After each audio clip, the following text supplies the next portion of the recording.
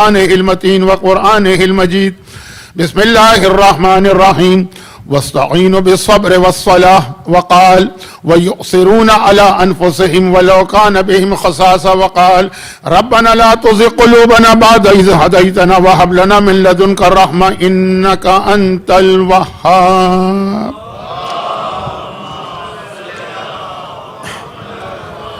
چودہ سو 48 ہجری 2026 کے اس عشرہ سجادیہ کی آج آخری گفتگو ہے، اور جو لوگ مجھے ذرا عرصے سے سن رہے ہیں ان کو معلوم ہے کہ مجالس ضبط نظم آرگنائز مجلس نہیں ہوتی ہے، بات کہیں سے شروع ہوتی ہے کہیں چلی جاتی ہے، تو آخری مجلس تک آتے آتے موضوع میرے ہاتھ سے نکل جاتا ہے، اور پھر بڑی مشکل سے آخری مجلس میں 2-4 اختتامی باتیں اس طرح بیان کی جاتی ہیں کہ خود مجھے بھی احساس ہوتا ہے کہ موضوع نامکمل رہ گیا.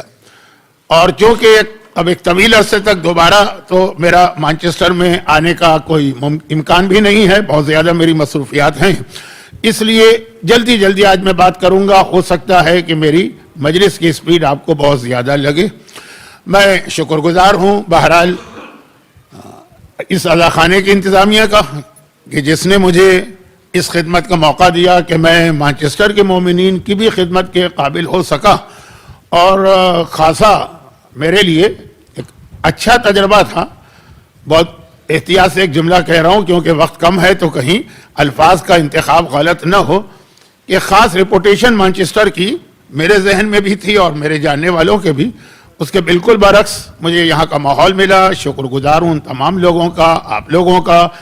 کثیر تعداد میں آپ آتے رہے، اتنی شدید گرمی میں آتے رہے، اور چونکہ اب وقت نہیں ہے باقی ساری باتوں کا، اس لیے ابتدا میں صرف یہ گزارش کر دوں کہ جہاں پہ اختتام مجلس میں تابوت برآمد ہوتا ہے وہاں پہ آخر میں پھر دعا کی گنجائش نہیں ہوتی ہے، تو ان مجالس میں ہم لوگ خطبے کے بعد مختصر دعا کر لیتے ہیں ان لوگوں کے لیے بھی کہ جو آ چکے ہیں اور جو ابھی آ رہے ہوں گے اور جو کبھی آئیں گے.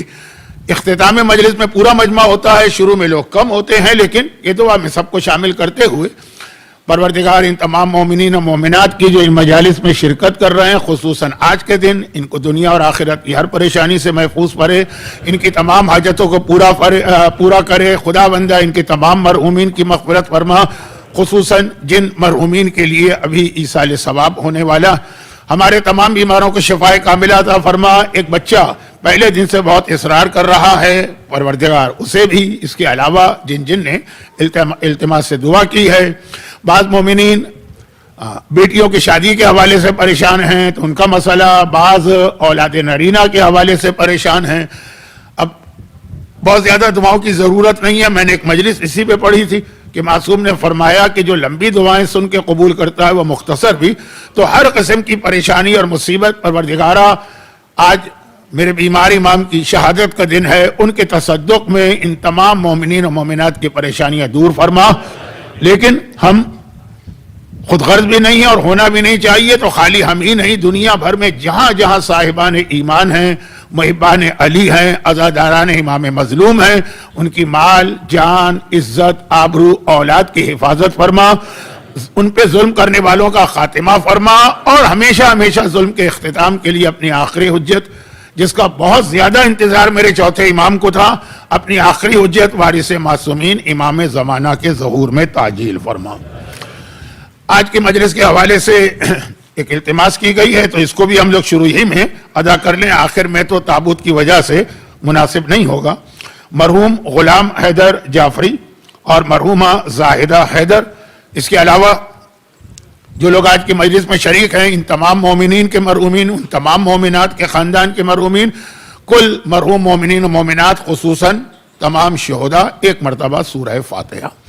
بسم اللہ الرحمن الرحیم. الحمدللہ رب العالمین الرحمن الرحیم مالک یوم الدین. ایاک نعبد و ایاک نستعین. اهدنا الصراط المستقیم صراط الذین انعمت علیہم غیر المغضوب علیہم ولا الضالین. ربنا اغفر للمؤمنین والمؤمنات. صلوات.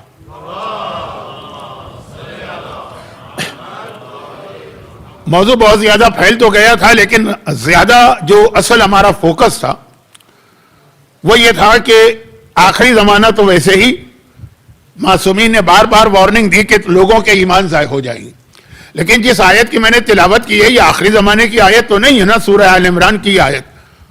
یہ آیت تو جب قرآن نازل ہوئی اسی کے ساتھ آئی ہوگی نا، یہ بعد میں زمینہ کے طور پہ بعد میں تو نہیں بھیجی گئی. تو اس کا مطلب یہ ہے کہ اس زمانے کا بھی یہ مسئلہ تھا اور ہمارے پاس روایتیں بھی تھی، اور وہ یہ تھا کہ آدمی ساری زندگی مومن رہتا ہے لیکن کسی ایک مرحلے پہ کوئی ایسی ٹھوکر کھا جاتا ہے کہ اس کا ایمان اس کے ہاتھ سے چلا جاتا ہے.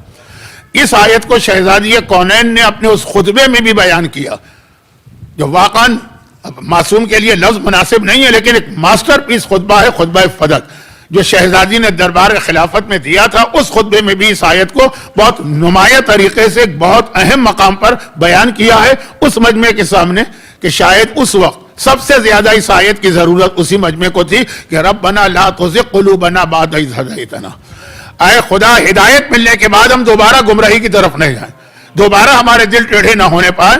ہب لنا من لدنک رحمہ، اپنی رحمت نازل فرما، انک انت الوہاب. تو یہ جو پیغام ہے نا کہ ایک دفعہ ہدایت مل گئی اور ہدایت ملنے کے بعد پھر آدمی دوبارہ گمراہی کے راستے پہ چلا جائے.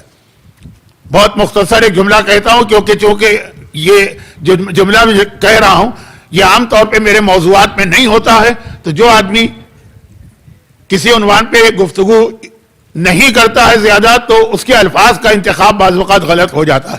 اب سب سے زیادہ تو اسی زمانے کے جو شہزادی کونین کے خطبے کا مجمع تھا اس کے لیے آیت تھی کہ رسول کے آنے سے پہلے تم گمراہ تھے، رسول کے آنے کے بعد ہدایت مل گئی، ابھی رسول کی آنکھ بند ہوئی دوبارہ گمراہی کے راستے پہ جا رہے ہو.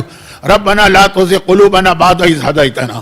لیکن اس کے بعد بھی یہ آیت ہر دور کے مومن کے لیے ہے. آخری زمانے کے لیے تو جتنی روایتیں آئی ہیں کچھ میں نے پڑھی، کچھ ضرورت بھی نہیں ہے، ہر مومن اور مومنہ جانتا ہے.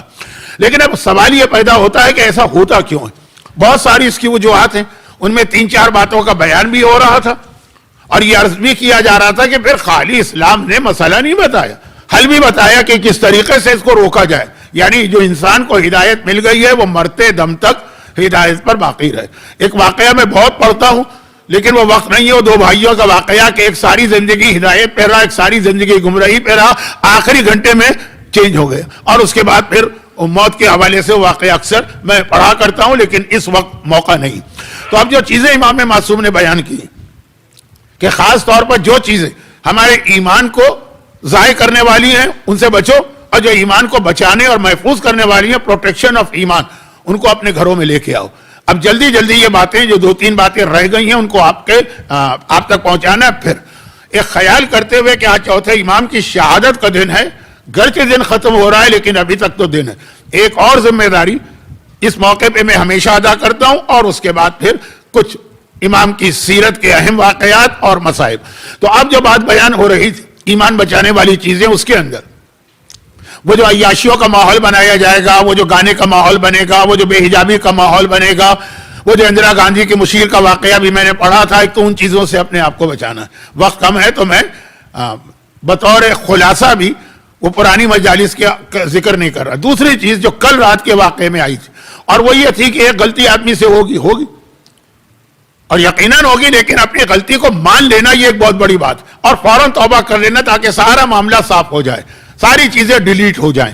وہ جو ایک بٹن ہوتا ہے نا یہاں کمپیوٹر میں ڈیلیٹ کا، تو ساری چیزیں صاف ہو گئی. ہو سکتا ہے کہ کہیں پہ محفوظ ہو لیکن بہرحال ہمارے پاس سے چلی گئی. توبہ بہت اہم تحفہ پروردگار ہے اور اس پر ایک پوری تقریر ہو سکتی ہے کیونکہ چوتھے امام نے اس بارے میں ایک بہت اہم واقعہ بتایا لیکن اب وقت نہیں. اب یہ توبہ کے حوالے سے ایک تیسرا پیغام ملتا ہے اور یہ بہت اہم پیغام ہے کیونکہ پورے جہاد کربلا کا اختتام ظاہری اعتبار سے 40 پہ، کربلا کا جہاد مکمل نہیں ہوا، اس کو آ کے مکمل کریں گے زمانے کے امام. اور آپ زمانے رجت کے حالات علماء سے آج کل سنتے ہیں، آج کل یہ بہت پڑھا جاتا ہے.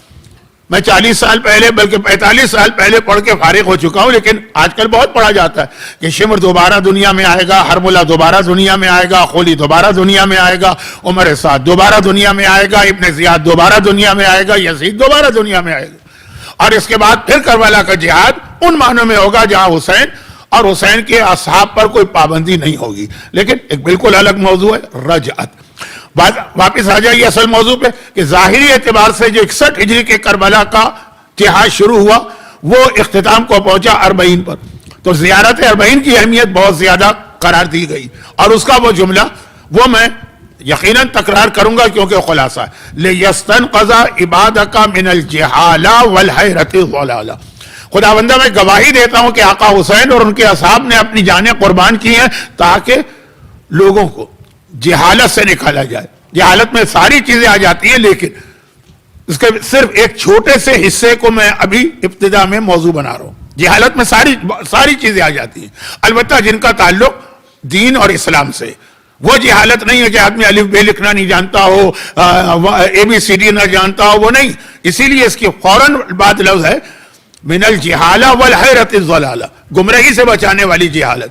اس میں ایک بہت اہم چیز، بہت مختصر، اور یہ ویسے تو پوری ایک مجلس اس پہ میں پڑھ سکتا ہوں کیا، تکبر کا جملہ نہ ہو تو میں نے پڑھی بھی ہیں، اور وہ یہ ہے کہ یہ جو دین کے مسائل ہیں حلال و حرام کے، جس کو ہم لوگ بڑی حقارت کے ساتھ، ہاں ہم پڑھے لکھے لوگ ہیں، ہم انگلینڈ میں رہنے والے ہیں، ہم امریکہ میں رہنے والے ہیں، اب کوئی آ کے ہم کو یہ بتائے گا کہ واش روم کے اندر کس طرح سے طہارت حاصل کی جاتی ہے اور کپڑے کس طرح دھویا جاتے ہیں اور وضو کے مسئلے بتائے جاتے ہیں۔ ممبر ایک انٹرنیشنل فورم ہے ہمارا، اس میں تو بہت اونچی باتیں ہونی چاہیے، لیکن جتنی حقارت کے ساتھ اس کا تذکرہ کیا جاتا ہے یہ اتنا ہی اہم ہے، اور اس کی مزید وضاحت نہیں کرنا چاہتا، وقت نہیں۔ آج تو بہت سارا میرے ذہن میں ایک ٹینشن سوار ہے، لیکن ایک چھوٹی سی بات کہ ایمان کو بچانے والی چیز ہے توبہ، لیکن توبہ تو آدمی اس وقت کرے نا جب اسے یہ احساس ہو کہ میں نے کوئی غلطی کی۔ اچھا احساس بات کی چیز ہے، معلوم ہو اسے، اگر ایک چیز اس کو پتہ ہی نہیں ہے۔ مجھے اچھی طرح یاد ہے کہ جب میں نے کراچی میں آج سے 52 سال پہلے تقلید کے مسئلے پہ بات کی تھی تو 90% لوگوں نے کہا اچھا یہ بھی کوئی چیز واجب ہے، ہم نے تو آج تک سنا ہی نہیں۔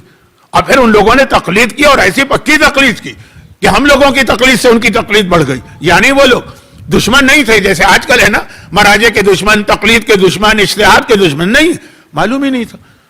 خمس جب 50-55 سال پہلے بات کی گئی تھی تو بڑی حیرت سے لوگوں نے کہا کہ یہ بھی کوئی چیز واجب ہے، اور اتنے بے چین اور بےتاب ہوئے کہ فوری طور پر انہوں نے خمس نکالنا شروع کر دیا۔ میں اکثریت کی بات نہیں کر رہا ہوں، میں کہہ رہا ہوں کہ واقعاً ایسے لوگ تھے کہ جو غلطی کر رہے تھے، گناہ کر رہے تھے، لیکن اس لیے وہ اپنے آپ کو گناہ سے نہیں بچا رہے تھے کہ ان کو پتہ ہی نہیں تھا کہ یہ بھی کوئی گناہ۔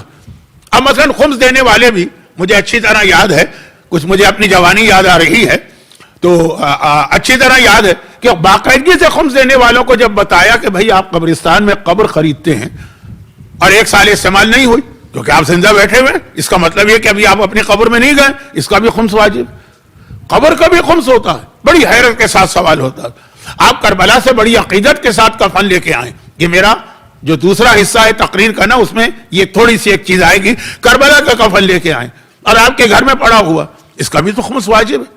حیرت کے ساتھ لوگ کہتے ہیں کہ اچھا کبھی اس طرف ذہن گیا ہی نہیں، یہ وہ لوگ ہیں جو خمس کو مان بھی رہے ہیں اور خمس کو دے بھی رہے ہیں، پھر بھی یہ غلطی ان سے ہو رہی ہے، ایک گناہ ہو رہا، کیوں؟ لا علمی کی وجہ سے، بغاوت کی وجہ سے نہیں، نافرمانی کی وجہ سے نہیں، سرکشی نہیں، اللہ کے خلاف ایک چیز ہی نہیں پتا۔ مجھے یاد ہے کہ جب میں لاہور 80s میں بہت جا رہا تھا، ایک مسئلے پہ دانت و پسینہ آ گئے، اور جب تک میں لاہور جاتا رہا اس وقت تک تو یقین نہیں کیا، بلکہ اس پہ اعتراض ہوا، خواتین کا مسئلہ کہ بھئی حجاب کے اندر جس طرح سر کے بال کو چھپانا واجب ہے، اس طرح پیروں کو بھی چھپانا واجب۔ اتنا اس مسئلے پہ مجھے ٹف ٹائم ملا، لاہور کی بعض خواتین، سب کا لفظ استعمال نہیں کروں گا کیونکہ واقعاً سب نے ٹف ٹائم دیا ہی نہیں، کیونکہ زیادہ تر نے تو حجاب پہ توجہ ہی نہیں دی۔ وہ کون سا ہم سر کا حجاب کرتے ہیں کہ پیر کے حجاب کی جانب جائیں، لیکن حجاب کرنے والی خواتین، اب تو کہیے کہ اتنی کثرت کے ساتھ یہ خواتین بھی ایران اور عراق زیارت میں جا رہی ہیں تو وہاں دیکھتی بھی ہیں کہ 55-56 ٹمپریچر ہو جاتا ہے کبھی کربلا کے اندر، اور وہاں کی خواتین دیکھیے جو لوکل ہیں کیا ان کا حجاب ہوتا ہے پیروں سمیت۔ تو خیر خلاصہ یہ کہ پورا حجاب کرنے والی حجاب نہیں کر پا رہی ہے، پورا گناہ کر رہی ہے، گناہ تو ہے نا۔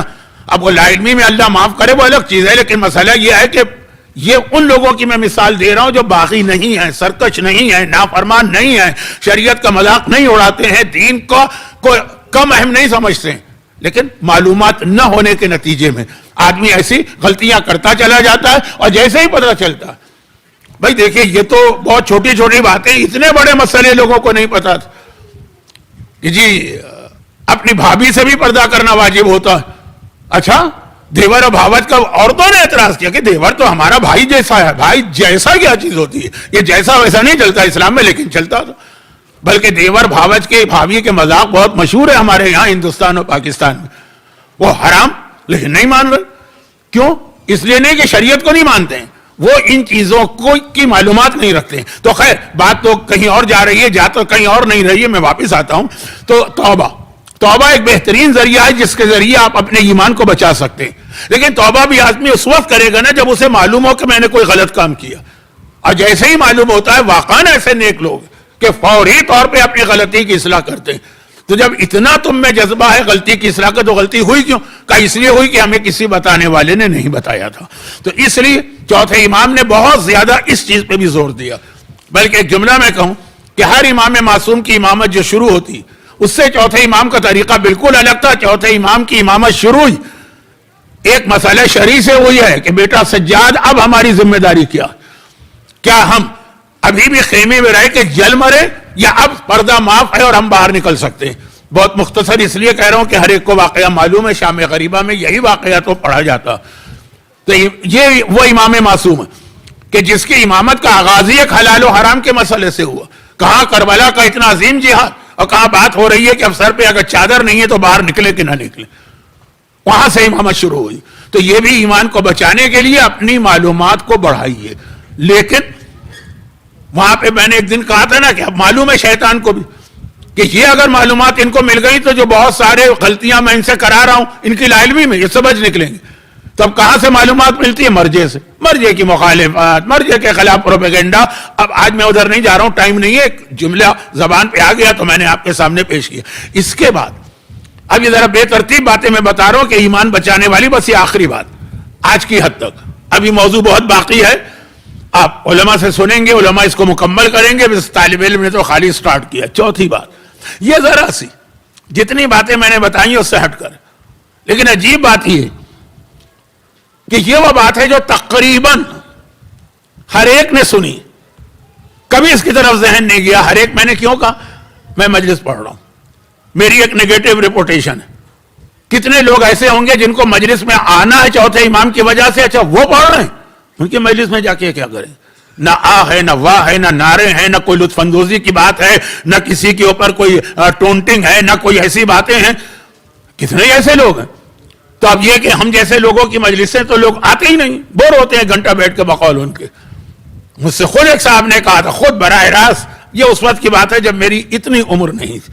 اب تو ذرا کچھ عمر کا بھی احترام لوگ کر جاتے ہیں کہ مولانا زندگی میں کبھی میں اتنا بور نہیں ہوا جتنا 40 کے دن آپ کی 1 گھنٹے کی مجلس میں بور ہوا.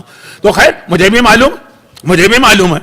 اسی لیے میں نے کہا کہ میں حیران تھا کہ یہ مانچسٹر کے اندر یہ ایک عشرہ کیسے گزر گیا کہ پھر بھی لوگ آ رہے تھے. لیکن اب جو بات میں کہہ رہا ہوں وہ یہ کہ وہ لوگ تو نہیں آئیں گے تو وہ سنیں گے بھی نہیں، تو ان کو بہت سی باتیں پتہ بھی نہیں ہوں گی. لیکن یہ جو چوتھی چیز اسلام نے بتائی ایمان کو بچانے والی، یہ تو ہر ایک نے سنی.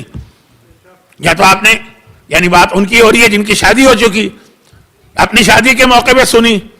مرد ہوں کہ عورت، چند عورتیں ہمارے یہاں اتنا نہیں سنتی ہیں کیونکہ وہ جو علماء نکاح پڑھتے ہیں تو وہ مردوں میں پڑھا جاتا ہے اور خطبہ نکاح بھی مردوں میں ہے، خواتین میں نہیں ہوتا ہے. لیکن اب تو آج کل مائک وائک کے ذریعے وہ لوگ بھی سنتے ہیں.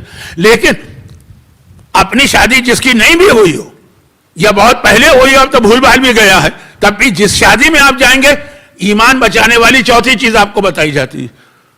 وہ جو خطبہ پڑھتے ہیں نا علماء عربی میں، اس میں لفظ نہیں آتا، اس میں حدیث آتی ہے. پہلے قرآن کی آیت آتی ہے اور اس کے بعد پھر ایک حدیث آتی ہے، من تزوج فقد احرز نصف دینہ فلیتق اللہ فی النصف الاخر. یہ ہر خطبہ نکاح کے اندر تقریباً یہ پڑھا جاتا ہے. بعض علماء دوسرا خطبہ بھی پڑھتے ہیں لیکن وہ بہت کم ہے. تو آپ نے کوئی ایک شادی میں تو شرکت نہیں کی، اگر آپ نے 10 شادیوں میں شرکت کی تو 8 میں یہ آپ نے حدیث سنی.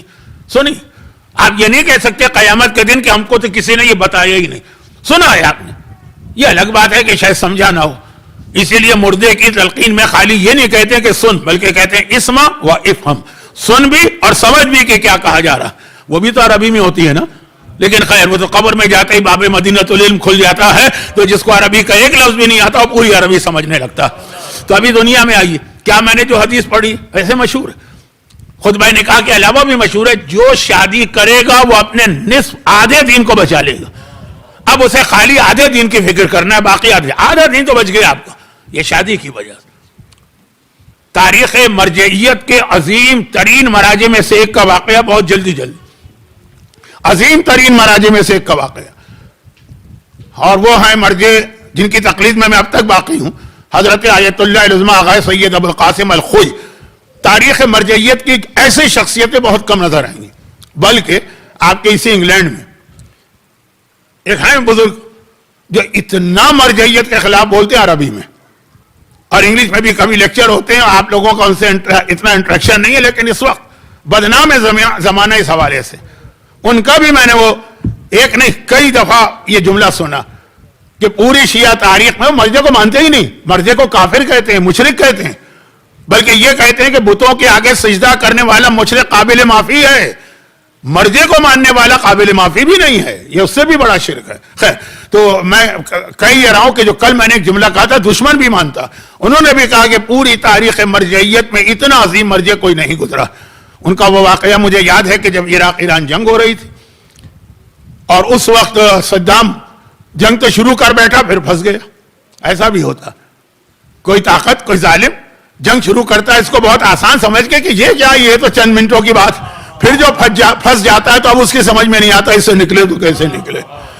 تو اب یہ ہے یہ وہ ہسٹری ہے جو ہمارے سامنے بھی آ رہی ہے نا.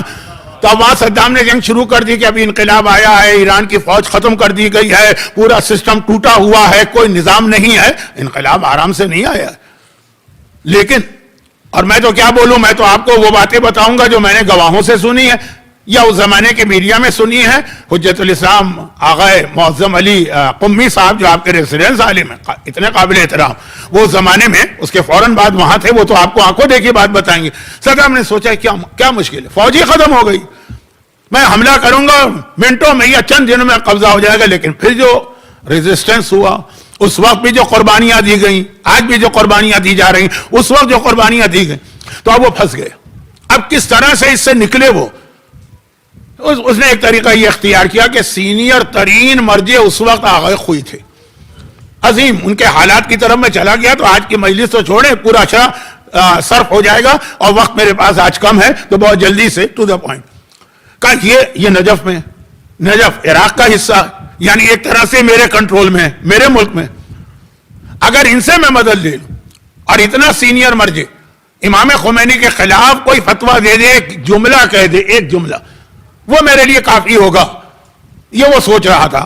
چنانچہ آغا خوئی کے اوپر پریشر ڈالا گیا. ہاں, یہ بات جو میں کہہ رہا ہوں ان صاحب سے سن کے کہہ رہا ہوں جو اس وقت وہاں بیٹھے تھے, میرے استاد جو آغا خوئی کے شاگردوں میں تھے. تو اب وہ یہ بتا رہے ہیں کہ نجف کا گورنر آیا اور عراق کی فوج کے 2-3 بڑے بڑے چیف آف اسٹاف ٹائپ کے 4 اسٹار جنرل, اور آنے کے بعد بات شروع کی. پہلے بڑے قاعدے سے بات کی, لیکن وہ منع کیا انہوں نے. تو اس کے بعد پھر دھمکی والی بات آ گئی, اور اس کے بعد, اور یہ وہ زمانہ ہے جب وہ بہت سارے مظالم کر چکا تھا. شہید باقر صدر کو کتنی مظلومیت کے ساتھ شہید کر چکا تھا, ان کی بہن سیدہ آمینہ بنت الہدا کو کتنی مظلومیت کے ساتھ شہید کر چکا تھا. یعنی وہ دھمکی دے رہا ہے تو خالی دھمکی زبانی نہیں ہے, اس سے پہلے عمل بھی ہو چکا. اب آغا خوئی تھوڑی دیر تک تو اس کی باتیں سنتے رہے. ایک ہی جملہ تھا, جب جنگ شروع کی تھی کیا مجھ سے پوچھ کے شروع کی تھی کہ اب میرے پاس آ رہے ہو کہ آپ کوئی فتویٰ اس جنگ کے خلاف دے دیں. لیکن جب دھمکی والا انداز تھا تو جو میرے استاد بھی وہاں بیٹھے تھے, انہوں نے کہا آغا خوئی کا چہرہ اتنا سرخ ہوا کہ ہمیں لگا جیسے کھال سے خون نکل آئے گا, جلال کے عالم میں, غصے کے عالم میں. کہا مجھے دھمکی دے دو. جب سے میں نے اور سنبھالا, اللہ سے میں نے 3 دعائیں کی, اور 3 میں سے 2 دعائیں اللہ نے پوری کر دی, اب تیسری کا میں انتظار کر رہا ہوں. یہ وہی جملہ ہے جو مولا کائنات کا جملہ تھا, علی کے غلام. مولا ہی کا جملہ تو ریپیٹ کریں گے, یہ مولا کا بھی ایک جملہ ہے, قرآن کی وہ آیت ہے سورہ احزاب کی, من الرجال الذین صدقوا ما عاهدوا اللہ علیہ. لیکن اب ٹائم نہیں ہے, میں آیتیں بھی نہیں پڑھ پا رہا ہوں, ترجمہ بھی نہیں کر پا رہا ہوں. تو انہوں نے کہا 3 دعائیں تھیں میری. پہلی میری دعا یہ تھی کہ اللہ مجھے اجتہاد کا نور عطا کرے. اجتہاد خالی پڑھنے سے نہیں آتا, مجتہد پڑھنا بھی پڑتا ہے, 25 علوم پر پی ایچ ڈی کرتا ہے وہ عالم تب مجتہد بنتا. لیکن اتنا پڑھنے کے بعد بھی یہ وہ العلم نور یقذفہ اللہ فی قلب من یشاء حدیث ہے, یہ وہ نور ہے جو اللہ صرف اس کے دل میں ڈالتا ہے جس سے اللہ راضی ہوتا ہے. خالی پڑھنے سے نہیں آتا, اس لیے جھوٹے مراجع بنانے کی بہت کوشش کی گئی, وہ ایک الگ موضوع ہے. خیر, تو کہا الحمدللہ اور یہ اس وقت کہا جب آغا خوئی کا ٹائٹل تھا استاد المجتہدین. خود مجتہد نہیں ہے, اتنے مجتہدین کے استاد ہیں. یہ آیت اللہ سیستانی بھی ان کے شاگرد ہیں. ابھی جو شیخ فیاض کا انتقال وہ بھی ان کے شاگرد ہیں. تو کہا اللہ نے مجھے یہ دولت دے دی الحمدللہ, لیکن اس کے لیے ایک چیز ضروری تھی. تو میری دوسری دعا وہ تھی, اور وہ یہ تھی کہ اللہ مجھے ایک اچھی بیوی عطا کرے جو اجتہاد کے کاموں میں میری معاونت کرے اور میرے ساتھ تعاون کرے. یہ بہت اہم ہوتا ہے. میں نے بڑی بڑی شخصیتوں کو تباہ ہوتے دیکھا فقط اس لیے کہ ان کی بیویاں گھر کے ماحول کو اتنا بگاڑ دیتی ہیں کہ بڑی بڑی شخصیتیں, دو ہی نتیجے نکلتے ہیں, یا تو وہ شخصیت پھر الگ ہو جاتی ہے اور بغیر شادی کی زندگی گزارتی ہے, بڑی بڑی شخصیتیں, اور یا پھر کہ اگر وہ الگ ہونا ممکن نہ ہو تو تباہ ہو جاتی ہے شخصیت. جتنی اس کی صلاحیت, کیلیبر, پوٹینشیل ہے سب ضائع ہو جاتا ہے. لیکن یہ میں ذرا سا بات کو پھیلا رہا ہوں. کہا الحمدللہ خدا نے مجھے وہ شریک حیات عطا کی کہ اس کے تعاون کی وجہ سے آج میں اس منزل کے اوپر پہنچا ہوں. یہ دو دعائیں خدا نے پوری کر دی. ہاں, تیسری دعا کا انتظار ہے کہ اللہ مجھے شہادت کی موت دے. ارے میں انتظار کر رہا ہوں تو مجھے دھمکی دے رہے ہو. تو خیر, اب اس کے بعد کے حالات چھوڑیے کہ پھر واقعا شہادت کی موت کس طرح ملی. لیکن بیوی, وہ جو حدیث رسول میں نے پڑھی, حدیث کافی تھی, لیکن پھر بھی اس کو سمجھانے کے لیے میں نے واقعات بیان کیے کہ یہ بہت اہم, ایمان کو بچانے والا, کہ گھر کا محاذ ہمارا ٹھیک ہونا چاہیے. اور یہی پیغمبر کی وہ حدیث بھی ہے کہ جہاد المرأۃ حسن التباؤل. جب بعض خواتین نے کمپلین کی تھی کہ یا رسول اللہ, بلکہ یہ اسماء بنت خارجہ کا واقعہ, اور وہ دلچسپ واقعہ ہے, ذرا سی اس کی تمہید ہوتی تو اور مزہ آتا, لیکن ٹائم نہیں. آج تو ہمیں چوتھے امام کا ماتم کرنا. لیکن جب یہ کمپلین کی تھی کہ آپ اتنا ثواب مردوں کو دے رہے ہیں کہ جب وہ میدان جہاد میں نکل کے اپنی جانیں دیتے ہیں, عورتوں کو کیوں نہیں مل رہا؟ پیغمبر کا جملہ تھا جہاد المرأۃ حسن التباؤل. عورت کا جہاد یہ ہے کہ اپنے گھر کو سنبھال لے, یہی سنبھال لے, یہ اس کے لیے کافی ہے. یہ اس کا سب سے بڑا جہاد ہے. یعنی ایک طرح سے جو آقا حسین اور جناب زینب کے درمیان ایک جملہ علماء نقل کرتے ہیں, یہ تاریخ میں اس طرح تو نہیں ہے لیکن مفہوم یہی کہ مجاہد کو تیار میں کیا کروں گی اور میدان میں اس کو تم لے جایا کرو گے. تو یہ جو عورتیں ہیں جن کا کام یہ ہوتا, اچھی بیوی, یہ دین کو بچانے والی, یہ بھی ایک بہت اہم چیز ہے جس کی جانب توجہ دینا. مگر یہاں پر اب باتیں اور رہ گئی ہیں, لیکن میں یہاں اپنی بات روکتا ہوں. یہاں رک کر ایک بات بتا دوں, اور وہ یہ, اب میں تھوڑا سا جو قرآن کی میں نے آج 3 آیتیں تلاوت کی, ایک نماز کے حوالے سے, ایک مرنے کے بعد ایمان ضائع نہ اور ربنا لا تزغ قلوبنا, اس کے بیچ میں سورہ حشر کی بھی ایک آیت, اس کا جو بڑا مفہوم ہے وہ سورہ حشر کی آیت ہے, وَيُصِرُونَ عَلَىٰ أَنفُسِهِمْ وَلَوْ كَانَ بِهِمْ خِصَاصَةٌ. یہ وہ لوگ ہیں جو اپنے جو ایثار کرتے ہیں, اپنی ذات کے اوپر دوسرے کو ترجیح دیتے ہیں, چاہے وہ خود مصیبت و پریشانی میں ہو. جس کی بہترین مثال یہ ہے کہ 1 نہیں 2 نہیں 3 دن کا واقعہ, لیکن تیسرے دن بھی مسکین و یتیم و اسیر آتا ہے تو پورے پنجتین اپنے سامنے کی روٹیاں اٹھا کے اسے دے دیتے ہیں کہ ہمیں فاقہ قبول ہے, لیکن پہلے تیری حاجت پوری کی جائے گی, اس کے بعد سوچا جائے گا کہ ہمارا کیا ہوگا.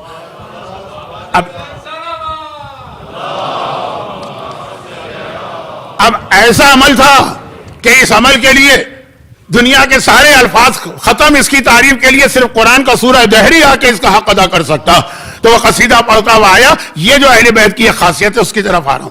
تو اب یہ شادی ایک اچھی زندگی, اتنا یہ انسان کے ایمان کو بچانے کے لیے معاون چیز ہے کہ واقعا جو اس مرحلے سے گزرے, خراب بیوی ان کو مل گئی, کس طرح تباہ ہو کے رہ جاتے ہیں. اب میں ادھر نہیں جا رہا ہوں کہ جو دنیاوی پہلو ہیں, لیکن دینی پہلو میں بھی. اور اچھی بیوی مل گئی, فاقے کر کے بھی کہے گی کہ دین پہ عمل کرنا. ایک سوال لوگ کرتے ہیں, میں اس کا ایک جواب دیتا ہوں. جواب تو مجھے بھی کوئی بہت وہ نہیں لگتا کہ میں نے کوئی مطمئن کرنے والا جواب دیا, لیکن کچھ لوگوں کو پسند بھی آتا. بھائی رسول خدا نے شادیاں کیوں کی تھی ایسی جگہ کچھ ہے؟ تو اس کا ایک جواب یہ بھی ہوتا ہے کہ قرآن نے کہا لقد کان لکم فی رسول اللہ اسوۃ حسنہ, رسول تمہارے لیے ایک بہترین رول ماڈل ہے.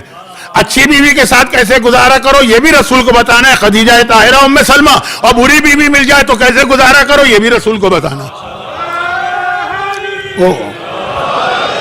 اچھا تو کہیں اور چلی گئی تقریر. اچھا میں واپس آتا ہوں, یہ بھی تو پتا چلے نا کہ فرض کیجئے ہم میں سے اور آپ کو کوئی بری بیوی مل جائے, اتنی بری تو نہیں مل سکتی نا. ہم کیا رسول نے تو کہہ دیا کہ جی نبھاؤ, رسول کے اوپر یہ مرحلہ گزرتا تو ہم دیکھتے وہ کیسے نبھاتے ہیں. تم سے زیادہ سخت مرحلہ گزرا. اور کس طرح رسول نے نبھا کے دکھایا. یہ پورا ایک آپ خود اندازہ کر رہے ہیں کہ اسلام کے اندر جو ازدواجی تعلقات اور باریکیاں ایک پورا الگ موضوع بن جاتا ہے. پوری مجلس ہوتی ہے. انگلش اسپیکر آج کل اس پہ بہت بولتے ہیں. میں نے بھی 50 سال میں ہر موضوع پہ بات کی ہے. تو خلاصہ یہ ہے کہ شادی, پیغمبر نے شادیاں کی اور پھر ہمیں اور آپ کو بتایا کہ اگر اچھی بیوی ملے تو آدھا دین تمہارا بچ گیا. اب یہاں پہ شادی ایک مسئلہ, خاص طور پر آج کے ماحول میں. چنانچہ ایک حدیث چوتھے ہی امام کی پڑھ رہا ہوں تاکہ رب چوتھے امام سے بھی رہے. اور وہ حدیث یہ کہ امام نے فرمایا اگر کوئی غیرت مند انسان, یعنی سینس آف رسپانسبلٹی اس کے اندر, احساس ذمہ داری ہے. کچھ لوگ دیکھے ہوں گے آپ نے بڑے بے حس ہوتے ہیں, کوئی ان کے اوپر ذمہ داری کا کوئی احساس ہی نہیں. امام نے فرمایا کہ اگر غیرت مند ہے, اس کو احساس ہے اپنی ڈیوٹی کا, رسپانسبلٹی کا, تو 4 چیزیں بہت زیادہ مشکل ہوتی ہیں اس کے لیے. سوالن ولو کان طریقہ, کسی کے آگے کوئی سوال کرنا, کسی سے کچھ مانگنا.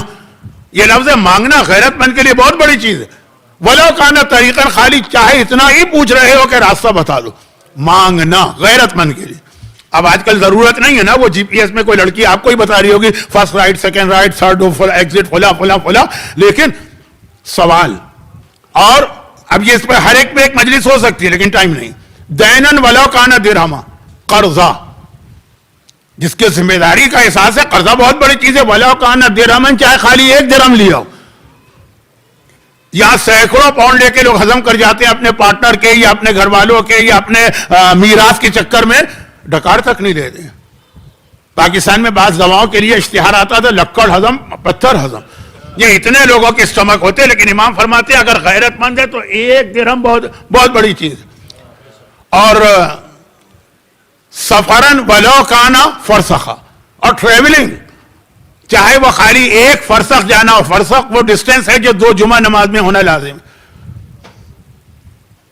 آج اتنی سہولتوں کے باوجود بزنس کلاس اور فرسٹ کلاس میں جو سفر کرتے ہیں ان کو بھی میں نے دیکھا ہے, نڈھال اترتے ہیں تو ایک سفر خود. لیکن یہ 3 باتیں میرا موضوع نہیں, حدیث پوری پڑھنا.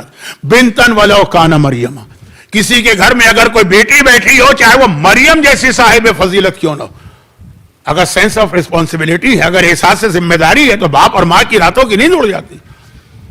تو یہاں رک کر میں چوتھے امام کی شہادت کا دن ہے, اور چوتھے امام کی سیرت میں نے پہلے دن ہی عرض کیا تھا دعا کی بہت اہمیت. بعض مومنین کرام نے, بعض مومنات نے اپنے کچھ مسئلے بھی بتائے, اور جو نہ بھی بتائے تو دنیا میں کامن چیزیں. تو آج چوتھے امام کے حوالے سے 2-3 مختصر دعائیں بتا کے پھر میں اپنے اختتامی موضوع پر آؤں. اور وہ جو چوتھے امام کے حوالے سے میں دعائیں بتا رہا ہوں, تو اکثر یہ ہوتا ہے کہ مولانا امام کی شہادت کا دن ہے اور اس دن بھی آپ اس قسم کی باتیں کر رہے ہیں. اسی لیے میں نے وہ آیت تلاوت کی کہ اہل بیت وہ ہیں جو اپنے نفس پر ایثار کرتے ہیں, اپنا خیال نہیں کرتے, دوسروں کا خیال کرتے ہیں. سکینہ پیاسی ہے لیکن کہا پہلے تیرے لیے دعا کرے گی پھر پانی پیے گی.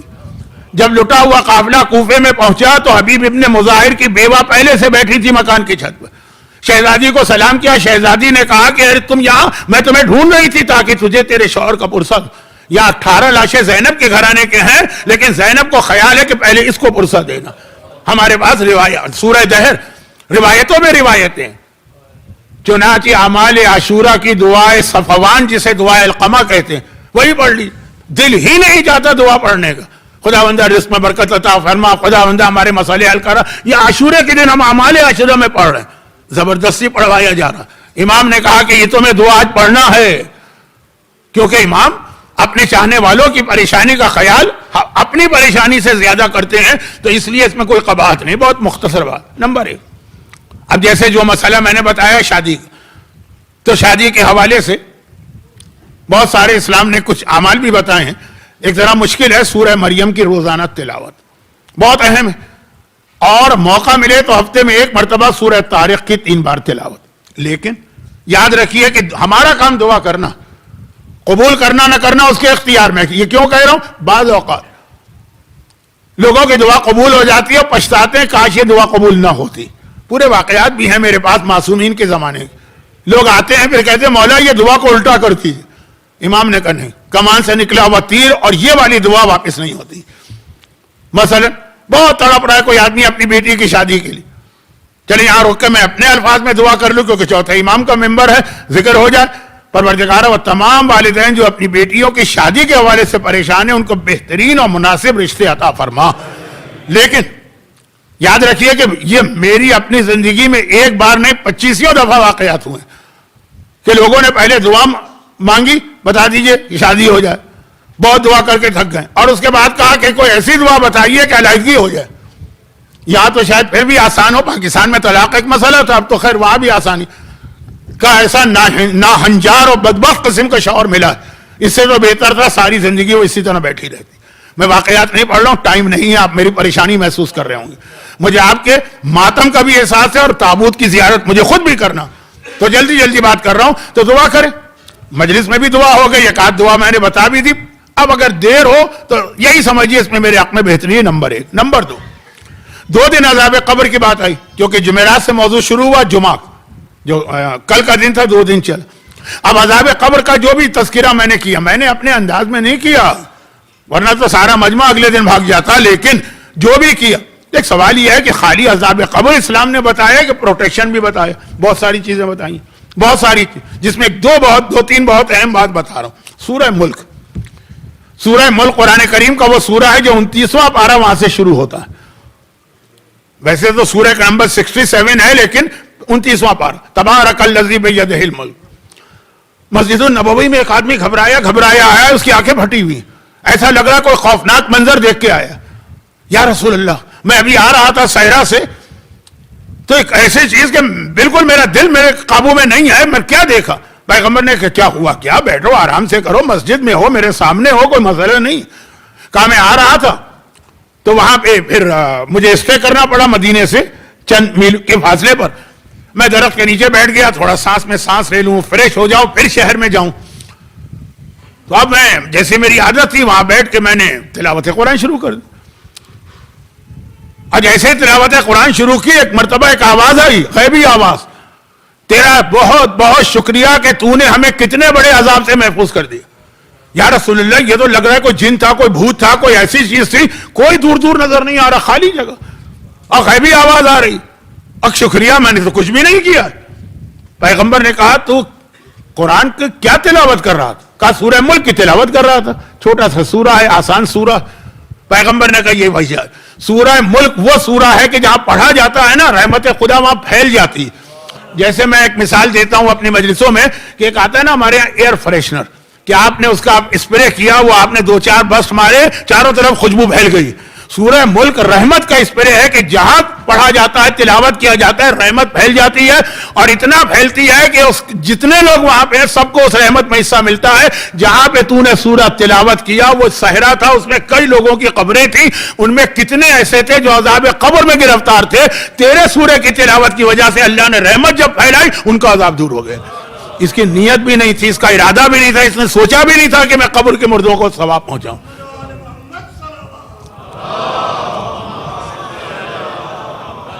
4 منٹ اور 32 سیکنڈ, 4 منٹ اور 32, ہاں مجھے آپ کا احساس ہے, لیکن میں کیا کروں, میرے ہاتھ پاؤں پھول گئے. 4 منٹ اور 32 سیکنڈ کا یہ سورہ ہے, اگر نارمل اسپیڈ سے پڑھیں.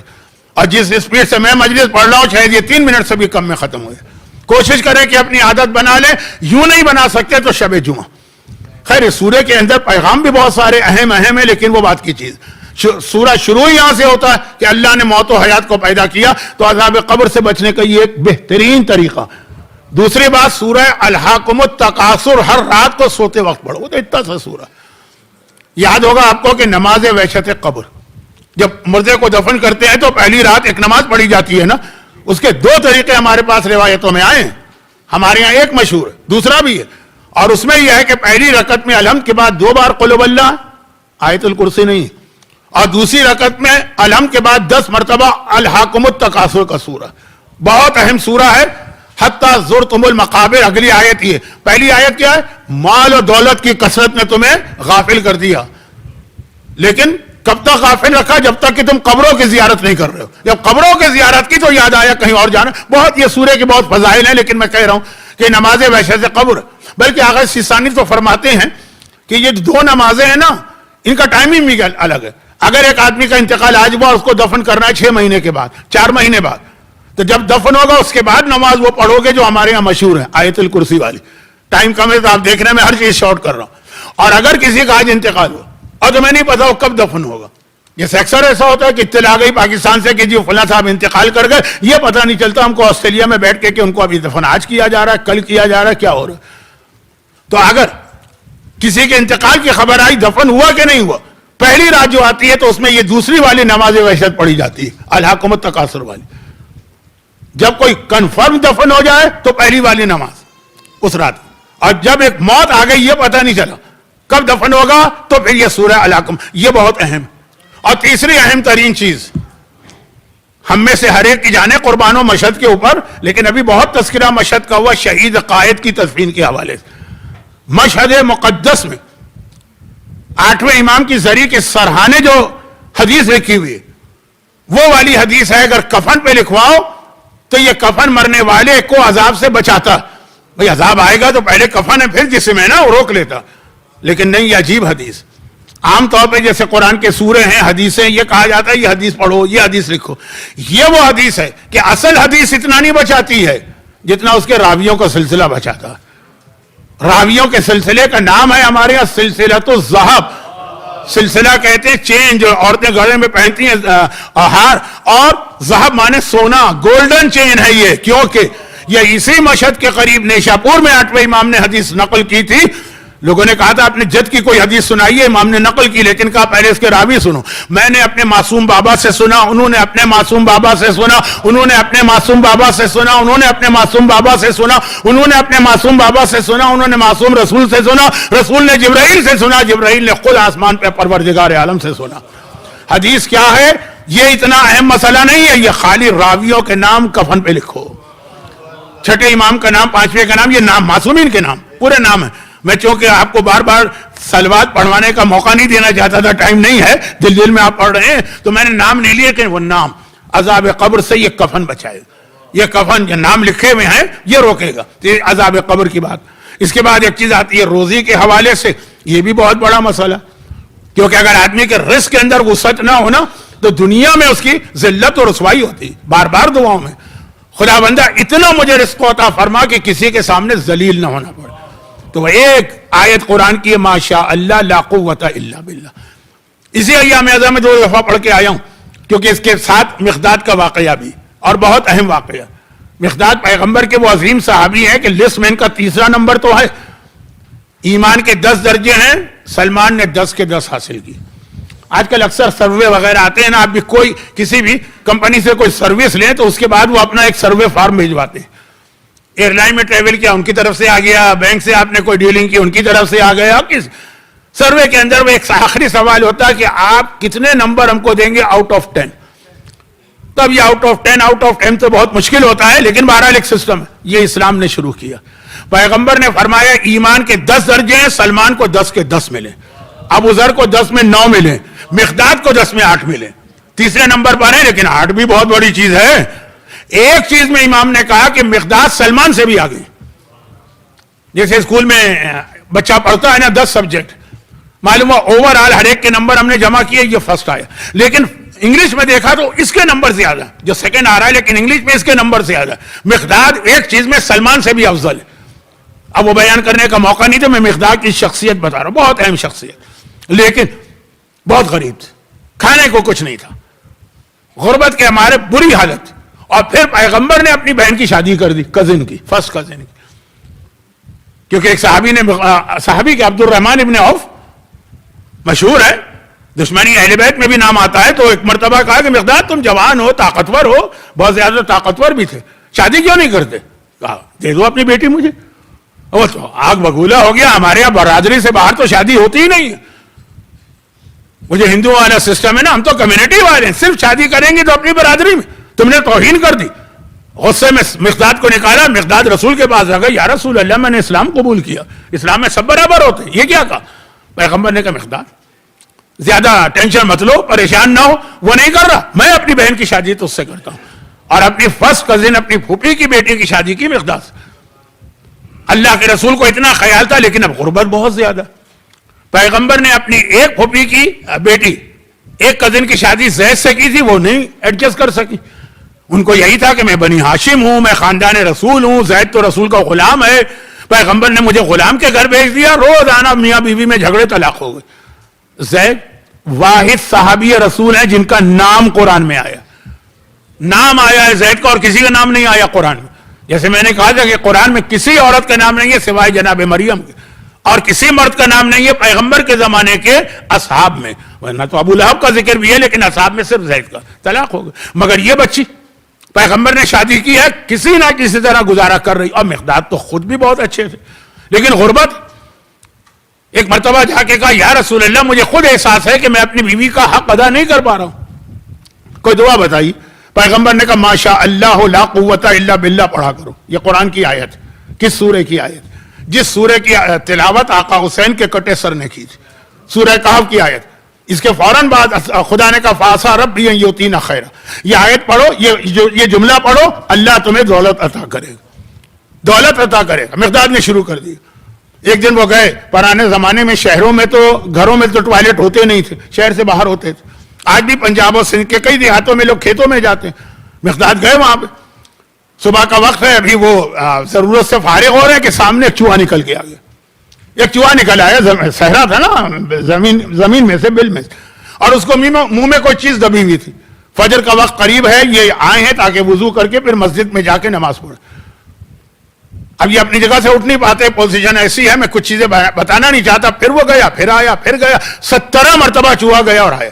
پھر مقداد بھی فارغ ہو گئے, کیا دیکھا, سونے کے 17 سکے تھے, پورے پیور گولڈ کے. حیران ہو گئے, مسجد میں آیا, اب جانا تھا نماز میں. یا رسول اللہ یہ چوہا میرے سامنے رکھ کے گیا. پیغمبر نے کہا تمہارا, یہ اللہ نے تمہیں دلوایا اس دعا کی برکت سے, ماشاءاللہ لا قوت الا باللہ. مگر اب میں سمجھ گیا کہ واقعا مجھے مصائب پہ آنا چاہیے تو میں آ بھی رہا ہوں. مگر یہ وہ اہل بیت اطہار ہیں کہ دوسروں کے ان مسائل کو حل کر رہے ہیں, خود ساری زندگی فاقے کر رہے ہیں. یہ تانا بھی دیا ایک منافق نے, لیکن وہ چھوڑ دیجئے تانے والا واقعہ, کہ ایک چھوٹی سی دعا کے ذریعے مقداد جیسے کو لکھپتی بنا دیا, پیور گولڈ کے 17 سکے, لیکن خود ان کے گھر میں اپنے فاقے ہی فاقے. اور خاص طور پہ میرا چوتھا امام, جس کے پاس دولت اتنی تھی, جائیدادیں اتنی تھیں کہ پورے مدینے کے اطراف میں ان کی جائیداد پھیلی ہوئی تھی, لیکن خود اتنی سادہ غذا کھاتے ہیں کہ جب اپنے آگے کی روٹی ایک غریب کو دی تھی اس نے واپس کر دی. کہا کہ میں یہ روٹی لے کے گھر گیا تو میرے تو دانت ہی اس کو نہ چبا سکے, میرے بچے تو گھبرا گئے اس کے اوپر دانت لگا کر ہی. آپ یہ غذا کھاتے ہیں, لیکن یہ غذا بھی بدریہ مجبوری کھاتے ہیں کہ شرعاً یہ غذا کھانا واجب ہے, ورنہ خودکشی ہو جائے گی, سوسائڈ. ورنہ چوتھے امام کے پاس ماتم سے وقت کہاں ملتا تھا. صبح روتے ہیں, دوپہر کو روتے ہیں, رات کو روتے ہیں. ہم اور آپ اگر ماتم کی بات کریں تو ہماری تو کیا معلومات. چھٹے امام کی حدیث ہے کہ جب سے دنیا بنی ہے قیامت تک میرے دادا سید الساجدین علی ابن الحسین سے زیادہ ماتمی کوئی نہیں گزرا. امام فرما رہے, 5 کا نام لیا, جس میں چوتھے نمبر پہ اپنی دادی فاطمہ جیسا گریہ کس نے کیا, 5ویں نمبر پہ اپنے دادا میرا مظلوم آقا زین العابدین. البتہ آپ اس سے اندازہ کریں شہزادی نے کتنا گریہ کیا ہوگا. چوتھے امام نے 35 سال میں جتنا ماتم کیا ہے, چھٹے امام کہتے ہیں اتنا ماتم میری دادی نے صرف 95 دن میں کر لیا. 35 سال کا ماتم جمع کریں اور یہاں صرف 95 ڈیز کا ماتم.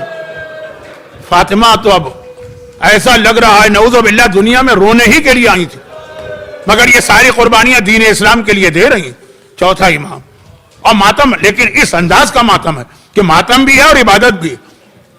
نماز پڑھتے ہیں, جیسے ہی نماز ختم ہو جاتی ہے امام کی آنکھوں سے آنسو جاری ہوتے ہیں.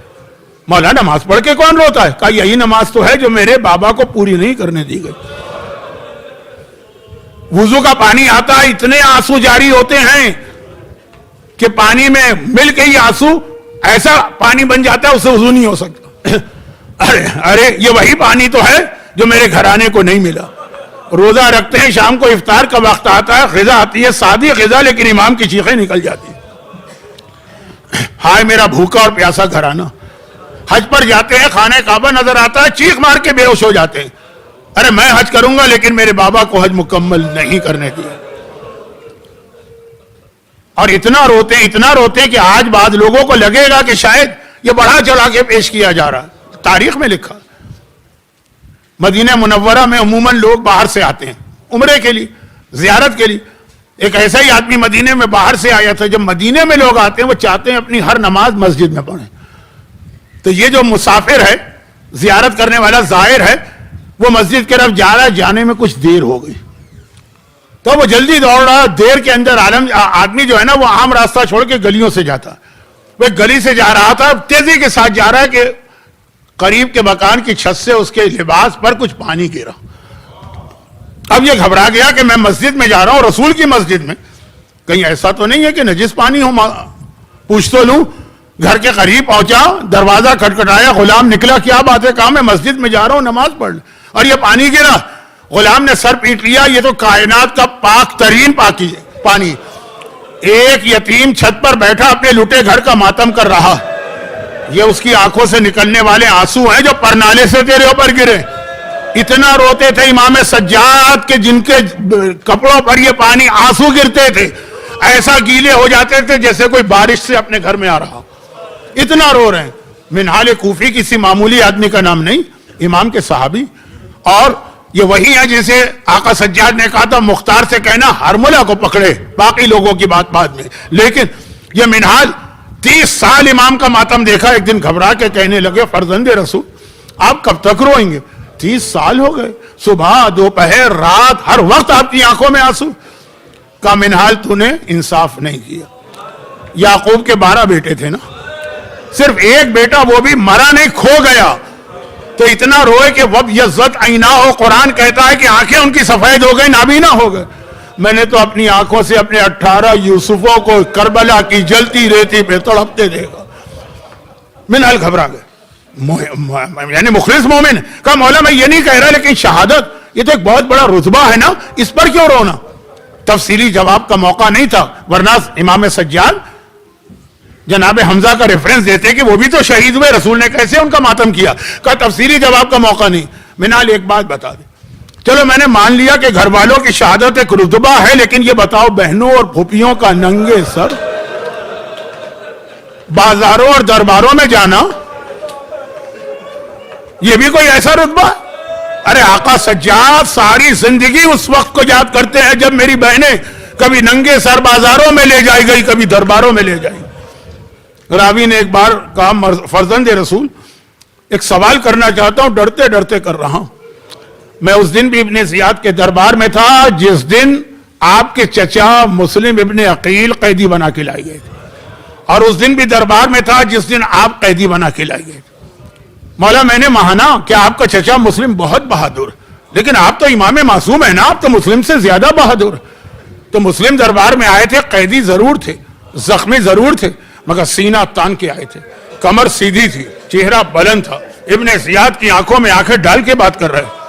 اور مولا جس دن آپ آئے میں بھی اسی دربار میں تھا. سینہ آپ کا سکڑا تھا، کمر جھکی تھی، سر جھکا ہوا تھا، آنکھیں اٹھ نہیں رہی تھی. مولا آپ اپنے چچا سے زیادہ بہادر تو اس طرح کیوں آئے؟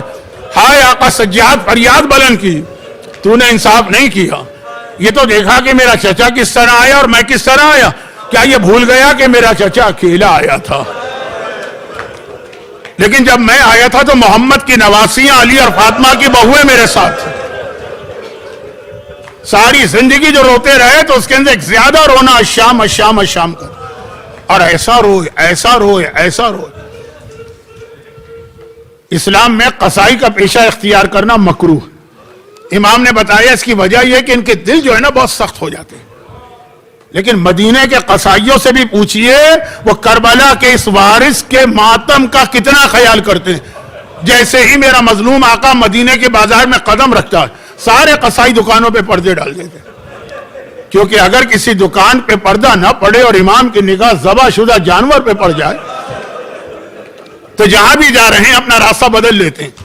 دکان میں آتے ہیں اور آ کے کہتے ہیں کہ اے قصاب یہ جانور تو نے ذبح کیا ہے، پانی پلا کے ذبح کیا تھا؟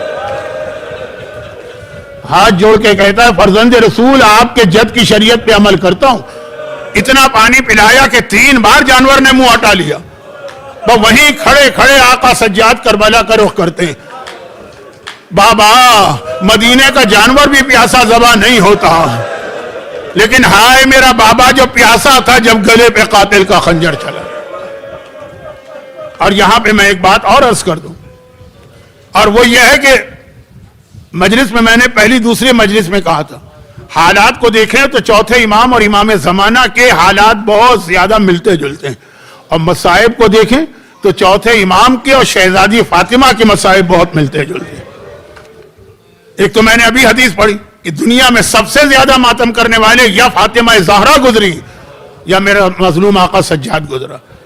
پھر ایک اور پہلو ہے، وہ یہ ہے کہ آپ نے جوانی میں بوڑھا ہوتے شاید کسی کو نہ دیکھا، اگر دیکھا ہے تو انہی کو دیکھا ہے۔ تاریخ میں لکھا ہے کہ روزانہ فاطمہ اپنے ہاتھ میں عصا لے کر مسجد سے نکل کے شہر کے باہر بقیع کے قبرستان میں جاتی تھی اور سارا دن ماتم کرتی تھی۔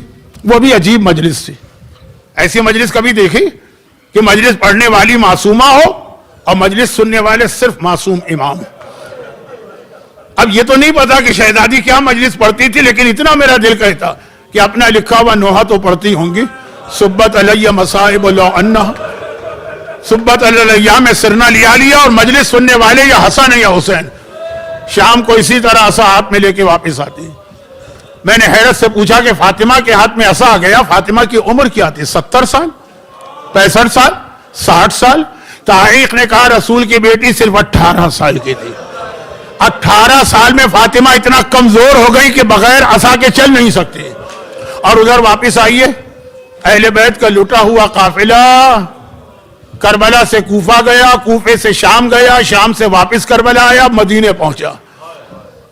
چچا محمد حنفیہ ایک مرتبہ سنتے ہیں میرے بھائی حسین کا قافلہ آیا، پرسہ دینے آتے ہیں، یہاں آتے ہیں تو کوئی مرد نظر ہی نہیں آ رہا، چاروں طرف دیکھ رہے ہیں کوئی مرد نہیں ہے، ہاں صرف ایک بہت ہی بوڑھا آدمی نظر آ رہا، سر کے بال سفید، بھووں کے بال سفید، داڑھی کے بال سفید، چہرے پہ جھریاں ہیں، کمر جھکی نہیں۔ آخر مجبور ہو کے اس کے قریب آئے، کہا کہ میرے خاندان میں اتنا بوڑھا تو کوئی تھا ہی نہیں، تو ہے کون؟ اور میں اپنے بھتیجے کو ڈھونڈ رہا ہوں تاکہ اپنے بھتیجے کو گلے سے لگا کے پرسا دوں۔ وہ بوڑھا آدمی کہتا ہے چچا انا علی ابن الحسین، میں ہی تو آپ کا بھتیجا ہوں، بس اتنا سننا تھا، بے اختیار گلے سے لگایا، ادھر گلے سے لگایا، ادھر اس میرے مظلوم آقا سجاد نے فریاد کی چچا کیا کر رہے ہیں، ذرا آہستہ ذرا آہستہ۔ محمد حنفیہ نے کہا بیٹا کیا بات ہے؟ کہا 1 سال تک وہ توق میرے گلے میں تھا جس میں وہ کانٹا تھا جس کا زخم اب تک موجود۔ چچا ذرا آہستہ گلے سے لگائیے۔ اور چچا محمد حنفیہ کہتا بیٹا تو 24 سال کا جوان تھا، مجھ سے زیادہ بوڑھا نظر آ رہا ہے، کیسے ہو گیا؟ ایک لفظ کا چچا الشام الشام الشام۔ گریہ کرنے والوں میں سر فہرست کون ہے؟ فاطمہ اور سجاد۔ جوانی میں بوڑھا ہونے والوں میں کون دو ہیں؟ فاطمہ اور سجاد۔ اور پھر تیسری بات بھی سن لیجئے، اس کا آپ سے تعلق ہے، اور میں آخری چوتھی بات بیان کر کے شہادت کے مصائب پر آ جاؤں۔ اور تیسری بات بھی سن لیجئے، اور وہ یہ کہ جب کبھی کوئی مجلس عزا ہوتی ہے نا تو سجاد آتے ضرور ہیں، انہیں آپ ممبر کے قریب لا کے بٹھائیں وہ بیٹھ جاتے ہیں، لیکن جب مصائب اپنے عروج پر ہوتے ہیں سجاد یہاں سے وہاں جاتے ہیں جہاں آنے والوں نے جوتیاں اتاری۔ پورا واقعہ مشہور ہے، میں پڑھ نہیں رہا ہوں، ٹائم نہیں۔ تو جب ایک مرتبہ امام ظاہری جنہوں نے مجلس کی تھی تڑپ کے کہا مولا آپ کو ممبر کے قریب بٹھایا، آپ وہاں کہاں چلے گئے؟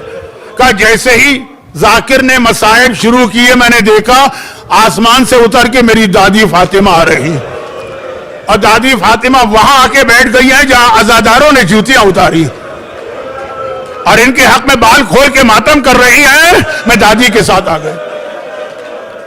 ہر مجلس میں سجاد اور فاطمہ ساتھ ساتھ چلتے ہیں، مگر ایک آخری شباہت بھی سن لیجئے سجاد و فاطمہ میں، اور وہ یہ ہے کہ آپ نے غسل خانے میں جب میت کو غسل دیا جاتا ہے نا تو غسل دینے والوں کو تو کام ہی یہی ہوتا ہے نا، وہ روتے نہیں ہیں، مگر آپ کو 2 غسل خانے ایسے نظر آئیں گے کہ میت کو غسل دیتے ہوئے غسل دینے والا رو رہا ہے اور چیخ چیخ کے رو رہا۔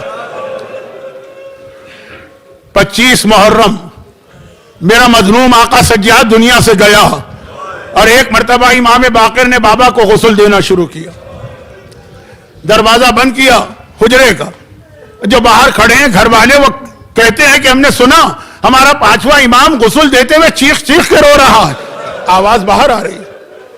جب دروازہ کھلا اور امام نے کہا کہ آؤ میرے بابا کا آخری دیدار کرو، تو سب گھر والے ہیں نا، کہا لیکن مولا یہ بتائیے آپ رو کیوں رہے تھے؟ وہ 1 سال کی بات تھی، یہ 35 سال کی بات ہے۔ کہا جب میں نے غسل کا پانی ڈالتے ڈالتے میں گردن تک پہنچا تو آج 35 سال کے بعد بھی مجھے اپنے بوڑھے بابا کے گلے میں اس توقع خاردار کا زخم نظر آ رہا۔ ابھی آپ جس تابوت کو اٹھائیں گے کندھا دیں گے یا بوسہ دیں گے، یہ جس مظلوم کا تابوت ہے 35 سال بعد بھی وہ اس تابوت میں جب گیا تو گلے کا زخم تازہ تھا۔ مگر یہ پہلی مرتبہ ہم نے نہیں سنا کوئی غسل خانے میں رویا۔ 80 سال پہلے چلے مولا علی حسن و حسین زینب و کلثوم سے کہتے ہیں کہ بیٹے اور بیٹیوں حجرے سے باہر چلے جاؤ، میں تمہاری ماں کو غسل دے دوں، فاطمہ زہرا کو غسل دیا جا رہا۔ زینب دروازے کے قریب کھڑی ہیں، کہتی ہے میں نے دیکھا غسل دیتے ہوئے میرا بابا چیخ چیخ کے رو رہا۔ جیسے ہی غسل مکمل ہوا حجرے کا دروازہ کھلا، علی نے کہا کہ آؤ اور آخری مرتبہ دیدار کرو۔ حسن و حسین دوڑ کے گئے، زینب بھی دوڑ کے جانا چاہتی مگر پہلے بابا کو دامن کو تھام لیا۔ بابا ایک بات تو بتا، اماں کو غسل میت دیتے ہوئے رو کیوں رہا تھا؟ ہائے میرا مولا، پھر آنکھوں میں آنسو آ گئے۔ کہا بیٹی فاطمہ جب غسل کا پانی ڈالتے ڈالتے میں پہلو تک پہنچا تو آج 95 دن کے بعد بھی پہلو زہرا کو میں نے زخمی پایا۔ نہیں، میں بھول گیا ایک چیز، یہ 2 رونے تو آپ نے سنے جو غسل خانے میں غسان نے دی، ایک تیسرا رونا بھی تو ہے نا۔ ارے تیسرا رونا بھی تو ہے، زندان شام میں ایک ننھی بچی مر گئی، اسے غسل دینے کے لیے غسالہ کو بلایا گیا۔ غسالہ پردے کے پیچھے جاتی ہے، چیخیں مارتی بھی باہر آ جاتی ہے، بیویوں تم نے اس بچی پہ کتنا ظلم کیا؟ زینب نے طلب کیا ظلم، یہ تو میرے جگر کا ٹکڑا ہے، یہ کیوں کہہ رہی؟ کہا جب میں نے کرتا ہٹایا سر سے پیر تک سارا بدن نیزے کی نوک سے زخمی نظر آ رہا تھا۔ تو بس یہی 3 ہیں کہ جن کے غسل خانے سے رونے کی آواز آئی ہے۔ اور پھر امام باقر جنازہ لے کے چلے، جنت البقیع میں پہنچے، امام حسن کے پہلو کے اندر قبر کی جگہ، اور یہاں جا کے اب چوتھے امام کو دفن کر رہے ہیں۔ تاریخ میں تو میں نے نہیں پڑھا لیکن بزرگوں سے سنا ہے، اور ہو بھی سکتا کہ جب امام باقر یہ میت اتار رہے ہیں تو کہیں سے فاطمہ زہرا کی آواز آ رہی ہے، بیٹا محمد باقر یہ میت میرے حوالے کرو، سجاد کو میں اپنے ہاتھ سے قبر میں اتاروں گی۔ اب یہ روایت کیسی ہے مجھے نہیں پتا، لیکن یہاں تابوت برآمد ہو رہا ہے، اپنی اپنی جگہ سے کھڑے ہو کے اس تابوت کا کندھا دیجئے، امام باقر کو پرسا دیجئے، واہ سجادہ واہ سجادہ۔